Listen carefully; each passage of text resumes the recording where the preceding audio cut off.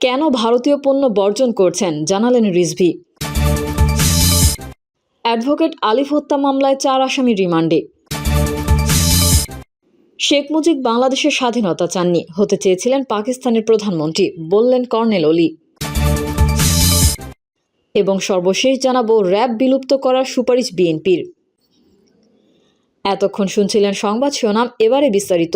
তবে তার আগে অনুরোধ থাকবে আমাদের চ্যানেলটি সাবস্ক্রাইব করে বেল আইকনটি ক্লিক করুন। কেন ভারতীয় পণ্য বর্জন করছেন জানালেন রিজভী। বিএনপি সিনিয়র যুগ্ম মহাসচিব রুহুল কবির রিজভী বলেছেন, এই কারণে আমরা ভারতের পণ্য বর্জন করছি যে তারা এই দেশের মানুষের সঙ্গে বন্ধুত্ব করে না, তাদের বন্ধুত্ব শুধু শেখ হাসিনার সঙ্গে। রিজভী ঘোষণা দেন, এখানে মেডিকেল কলেজের শিক্ষার্থীরা কিছু কাপড় এনেছেন, স্বল্প মূল্যে এগুলো বিক্রি করা হবে। এরপর সেসব কাপড় উপস্থিত নিম্ন আয়ের মানুষের মাঝে বিক্রি করেন রিজভী। সেখানে 200 টাকায় শাড়ি ও 100 টাকায় লুঙ্গি বিক্রি করা হয়। এর আগে প্রধান অতিথির বক্তব্যে রুহুল কবির রিজভী বলেন, এই কারণে আমরা ভারতের পণ্য বর্জন করেছি যে তারা এই দেশের মানুষের সঙ্গে বন্ধুত্ব করে না, তাদের বন্ধুত্ব শুধু শেখ হাসিনার সঙ্গে। তিনি বলেন, বাংলাদেশের 27 লাখ টন পেঁয়াজের চাহিদা, উৎপাদন করি 37 লাখ টন। নানা কারসাজি করে পেঁয়াজের দাম বাড়ানো হয় এবং ভারত থেকে কোটি কোটি টাকা দিয়ে পেঁয়াজ আমদানি করা হয়। আমাদের ব্যবস্থাপনা যদি ঠিক করা যায় তাহলে কেউ পেঁয়াজ নেবে না। রিজভী বলেন, ওরা মনে করেছে আমরা ওদের উপর নির্ভরশীল, ওদের ছাড়া আমাদের চলবে না। এখন দেখছে কলকাতার নিউ মার্কেট বন্ধ, দোকানগুলো চলে না। আর আমরা নাকি মুখোমুখি হয়ে থাকতে চাই না, আমরা আর কারো মুখোমুখি হয়ে থাকতে চাই না, এটা আমরা ভারতকে জানিয়ে দিতে চাই। তিনি বলেন, আমাদের টাঙ্গাইলের শাড়ি, কুমারখালীর লুঙ্গি, গামছা সারা পৃথিবীতে এক্সপোর্ট হয়। আমাদের জামদানি শাড়ি, তাঁতের শাড়ি, রাজশাহীর সিল্ক পৃথিবী বিখ্যাত। এখনও বিয়ে শাদী হলে রাজশাহী সিল্ক পরিধান করি। তাহলে কেন এই দেশের নারীরা ভারতীয় শাড়ি কিনবে? কিনতে আপত্তি নেই, কিন্তু তারা যখন আমাদের উপহাস করে তখন আমরা কেন কিনব? কেন আমরা মুখাপেক্ষী থাকব? আমরা মুখাপেক্ষী থাকব না। অ্যাডভোকেট আলিফ হত্যা মামলার 4 আসামি রিমান্ডে। চট্টগ্রাম আদালত এলাকায় খুন অ্যাডভোকেট সাইফুল ইসলাম আলিফ হত্যা মামলার 4 আসামিকে রিমান্ডে পাঠিয়েছেন আদালত। আসামিদের মধ্যে রিপন দাস 5 দিন এবং বিশাল দাস, আমান দাস ও রাজীব ভট্টাচার্যকে পুলিশের জিজ্ঞাসাবাদের জন্য 4 দিন রিমান্ড মঞ্জুর করেন আদালত। চট্টগ্রাম আদালতের সহকারী পাবলিক প্রসিকিউটর মোহাম্মদ রায়হানুল ওয়াজেদ চৌধুরী ঢাকা পোস্টকে বলেন, আসামিদের প্রত্যেককে জিজ্ঞাসাবাদের জন্য 7 দিন করে রিমান্ডের আবেদন করা হয়। শুনানি শেষে আদালত রিপন দাসকে জিজ্ঞাসাবাদের জন্য 5 দিনের রিমান্ড মঞ্জুর করেন। ওই আসামির নাম এজাহারে উল্লেখ ছিল না, তার নাম তদন্তে প্রকাশিত হয়েছে। তাকে আগেও 5 দিনের রিমান্ডে নিয়ে পুলিশ জিজ্ঞাসাবাদ করেছে। তারপর পুনরায় আজ তাকে হাজির করে তদন্ত কর্মকর্তা রিমান্ড আবেদন করেন। এছাড়া বাকি 3 জন এজাহারভুক্ত আসামি, এদেরকে জিজ্ঞাসাবাদের জন্য 4 দিনের রিমান্ড মঞ্জুর করা হয়। রাষ্ট্রদ্রোহের মামলায় সম্মিলিত সনাতন জোটের মুখপাত্র চিন্ময় কৃষ্ণ দাস ব্রহ্মচারীর জামিন আবেদন নাকচ হওয়ার পর গত 26শে নভেম্বর চট্টগ্রাম আদালতে বিক্ষোভ শুরু করেন তার অনুসারীরা। এ সময় চিন্ময়ের প্রিজন ভ্যান আটকে প্রায় 3 ঘন্টা বিক্ষোভ করেন তারা। পরে পুলিশ লাঠিচার্জ, টিয়ার গ্যাস ছুড়লে শুরু হয় সংঘর্ষ ছড়িয়ে পড়ে আদালত প্রাঙ্গণ থেকে আশেপাশের এলাকায়। ওই সময় রঙ্গম কনভেনশন হলের পাশের গলির ভেতরে আইনজীবী সাইফুল ইসলাম আলিফকে হত্যা করা হয়। শেখ মুজিব বাংলাদেশের স্বাধীনতা চাননি, হতে চেয়েছিলেন পাকিস্তানের প্রধানমন্ত্রী, বললেন কর্নেল অলি। শেখ মুজিবুর রহমান বাংলাদেশের স্বাধীনতা চাননি, পাকিস্তানের প্রধানমন্ত্রী হতে চেয়েছিলেন বলে মন্তব্য করেছেন লিবারেল ডেমোক্রেটিক পার্টির প্রেসিডেন্ট অবসরপ্রাপ্ত কর্নেল অলি আহমেদ বীর বিক্রম। সম্প্রতি একটি বেসরকারি টেলিভিশন চ্যানেলকে দেওয়া সাক্ষাৎকারে তিনি এই মন্তব্য করেন।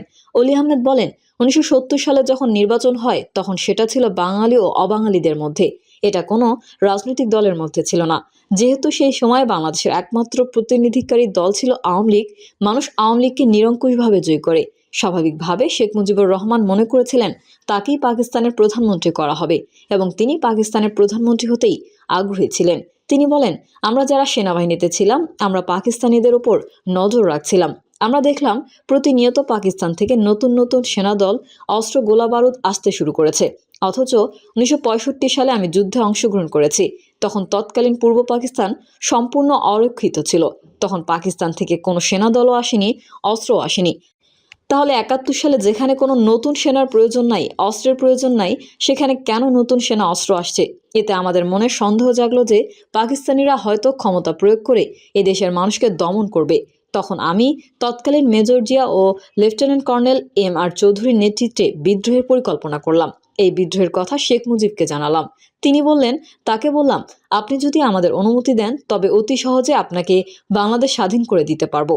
তিনি আরো বলেন, শেখ মুজিব আমাদের উপর আস্থা রাখতে পারেন নাই। তিনি পরিষ্কারভাবে বলেছিলেন, আমি এক ইয়াহিয়া খানের পরিবর্তে আরেক ইয়াহিয়া খানের উপর দায়িত্ব দিতে পারি না। 3বার তার সঙ্গে আমরা যোগাযোগ করি, 3বারই তিনি আমাদের একই জবাব দেন। পরবর্তী সময়ে আমরা দেখলাম তিনি পাকিস্তানিদের সঙ্গে বৈঠক ঠিক করলেন হোটেল ইন্টারকন্টিনেন্টালে। 3 দিন 3 বৈঠক করলেন এবং বৈঠক ফলপ্রসূ হলো না। এরপর তিনি বললেন, আগামীকাল থেকে হরতাল। এর আগে 7ই মার্চ ঐতিহাসিক ভাষণ ছিল।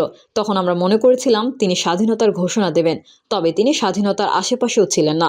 পরবর্তী পর্যায়ে তিনি সদিচ্ছায় পাকিস্তানের কাছে আত্মসমর্পণ করে কামাল হোসেনকে সঙ্গে নিয়ে পাকিস্তান চলে যান। অর্থাৎ তিনি বাংলাদেশের স্বাধীনতা চান নাই এবং তিনি পাকিস্তানের প্রধানমন্ত্রী হিসেবে প্রতিষ্ঠিত হতে চেয়েছিলেন। তিনি কখনোই বাংলাদেশের স্বাধীনতা চান নাই। র্যাব বিলুপ্ত করার সুপারিশ বিএনপির। র্যাপিড অ্যাকশন ব্যাটালিয়নকে বিলুপ্ত করতে সরকারের পুলিশ সংস্কার কমিশনের কাছে সুপারিশ করেছে বিএনপি। মঙ্গলবার রাজধানীর গুলশানে বিএনপি চেয়ারপারসনের কার্যালয়ে এক সংবাদ সম্মেলনে একথা জানান বিএনপির স্থায়ী কমিটির সদস্য ও বিএনপির গঠিত পুলিশ সংস্কার কমিটির প্রধান অবসরপ্রাপ্ত মেজর হাফিজউদ্দিন আহমেদ। তিনি বলেন, র্যাব অসংখ্য হত্যাকাণ্ডের সঙ্গে জড়িত, তাই তারা অন্তর্বর্তী সরকার গঠিত পুলিশ সংস্কার কমিশনের কাছে র্যাব বিলুপ্তি করার সুপারিশ করেছে। তিনি বলেন, পুলিশের সাংগঠনিক কাঠামোতে থাকা র্যাব ইতোমধ্যে দেশে এবং বিদেশে ব্যাপকভাবে নিন্দিত ও সমালোচিত হয়েছে।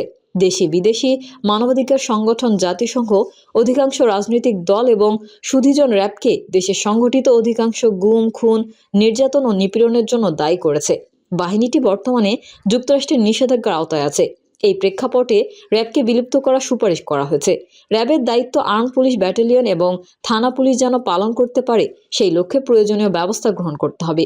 বিএনপির এই নেতা বলেন, সরকারের পুলিশ সংস্কার কমিশন বিএনপির কাছে সুপারিশ না চাইলেও আমরা সুপারিশমালা দিয়েছি। রাষ্ট্রের এই অত্যাবশ্যকীয় সেবার সংস্কার এখন সময়ের দাবি। হাফিজউদ্দিন আহমেদ বলেন, গত 16 বছরে দেশের প্রতিটি প্রতিষ্ঠান ধ্বংস করে দিয়েছে আওয়ামী লীগ, যার মধ্যে পুলিশ বাহিনী অন্যতম। যারা বিতর্কিত হয়ে পড়েছেন, মর্যাদা বলতে কিছুই বাকি নেই সেই সব পুলিশ সদস্যদের। গুম, খুন, নির্যাতনের কারণে তাদের উপরে আস্থা নেই জনগণের। তিনি বলেন, পেশাদারিত্বের বাইরে গিয়ে মারমুখী, কখনো হিংস্র হয়ে উঠেছিল পুলিশ বিভাগ। জুলাই বিপ্লবে আন্দোলন দমনের নামে তারা সহস্রাধিক হত্যাকাণ্ড সংঘটিত করেছে। পুলিশ গণশত্রুতে পরিণত হওয়ার পরেও এই বাহিনীকে ছেঁটে ফেলার সুযোগ নেই। তাদের সংস্কার করতে হবে, নতুন করে গড়তে হবে রাজনৈতিক প্রভাবমুক্ত করে সুশৃঙ্খল ও জনবান্ধব পুলিশ বাহিনী গড়ে তোলার সুপারিশ করেছি আমরা। এর আগে পুলিশ প্রশাসন সংস্কারের প্রস্তাবনা তৈরি করতে বিএনপি স্থায়ী কমিটির সদস্য মেজর হাফিজউদ্দিন আহমেদের নেতৃত্বে 6 সদস্যের একটি কমিটি করেছিল দলটি।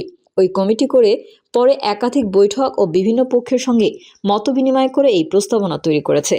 রাজনৈতিক প্রভাবমুক্ত, জবাবদিহিমূলক ও দুর্নীতিমুক্ত পুলিশ বাহিনী গড়তে এবং মানবাধিকারের প্রতি আরও সচেতন করতে মোট 17 দফা সুপারিশ করেছে বিএনপি।